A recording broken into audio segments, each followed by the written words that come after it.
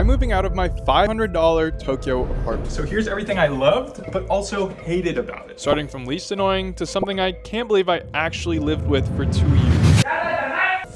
Now, this place was big, cheap, and only 25 minutes from Shibuya, but that's because it was old. And a big tell was all of the height issues. Kept hitting my head. I'm 5'11", and so when I had to brush my teeth or shave or do anything, I had to squat down like this. But I think one of the crazier things is the fact that this bathtub didn't have a fan. Mold was a huge issue. This main bathroom also didn't have a fan. If you took a mean poop, that smell was lingering. This door, really light and really thin.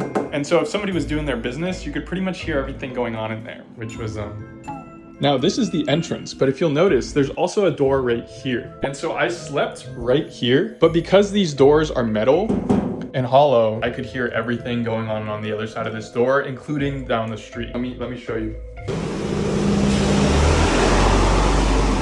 Speaking of hearing sounds, these doors were really old, so any like semi-strong wind or earthquake had these shaking like crazy. It actually has 2 bathrooms. 2 bathrooms in Japan is really, really rare, but the downside to this one is you try and sit down, my knees would just slam. So this wasn't really a good place to go number 2.